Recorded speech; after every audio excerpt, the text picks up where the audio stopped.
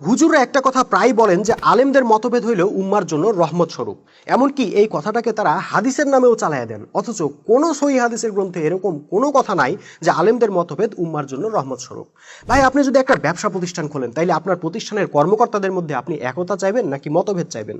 অবশ্যই একতা চাইবেন। আপনি কি কখনো কথা বলবেন যে আমার কর্মকর্তাদের মধ্যে মতভেদ রহমত স্বরূপ?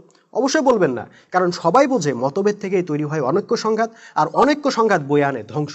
তাইলে আল্লাহ রাসূল কিভাবে তার নিজের তৈরি উম্মার ব্যাপারে এমন কথা বলতে পারেন? যারা বলেন আলেমদের মতভেদ রহমত স্বরূপ, তাদের কাছে আমার প্রশ্ন হইল, ভাই আপনি ইসলামের ইতিহাস থেকে আমাকে একটু দেখান তো আমাদের আলেমদের মতভেদের মাধ্যমে আমরা কবে, কোথায়, কোন রহমতটা লাভ করছি? আমি তো ইতিহাসে রহমতের বদলে বরং গজব দেখতে পাইছি। আপনি ইতিহাস পড়ে দেখেন, যখন এই মুসলিম উম্মার মধ্যে আজকের মতো এত মুফতি মাওলানা শায়েখ ছিল না, তখন আমরা ছিলাম বিশ্বের সেরা জাতি। আর যখনই উম্মার মধ্যে আলেম সম্প্রদায় নামের ভিন্ন আর একটা সম্প্রদায়ের আবির্ভাব ঘটলো এবং মুফাসসিররা কোরআনের আয়াতের অর্থ নিয়ে মতভেদ করা শুরু করলো, মুহাদ্দিসরা হাদিস নিয়ে মতভেদ করা শুরু করলো, ফকিরা শরিয়ার আইন নিয়ে মতভেদ করা শুরু করলো, তখন থেকেই আমাদের উপর একটার পর একটা গজব আসা শুরু হলো, যার ফলে এখন আমরা পৃথিবীর সেরা জাতির বদলে গোলাম জাতি।